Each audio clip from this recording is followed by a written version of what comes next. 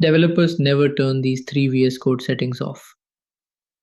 And if you don't have them on right now, you're slowing your whole team down. Number one, format on save.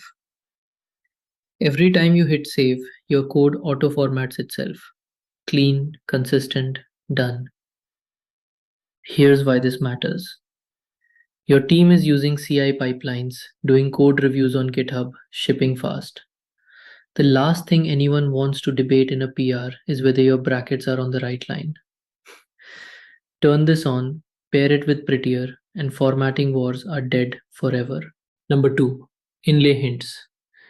These are the little ghost text annotations VS Code shows you. Parameter names, return types, invert types, right inside your code without you having to hover anything.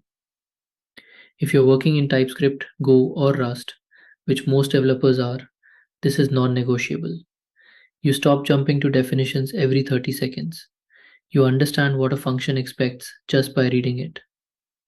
Especially when you're dropped into an unfamiliar codebase, this setting saves you hours. Number three, git.autofetch. Small setting, big impact.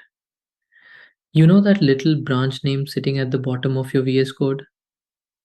By default, it has no idea what your teammates are doing. Someone could have pushed 10 commits and your editor would still show everything as fine. Turn on autofetch and VS Code quietly checks in with GitHub every few minutes, in the background while you're just coding. No interruptions, nothing changes in your code. But now that branch indicator, it's telling you the truth. You can see, hey, I'm 5 commits behind main.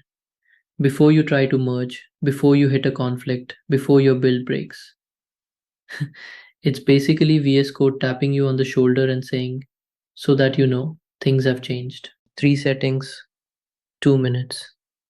Go check your VS Code right now. I guarantee at least one of these is off. Follow for more stuff like this. I post dev tips that actually matter in a real engineering job, not just tutorial land.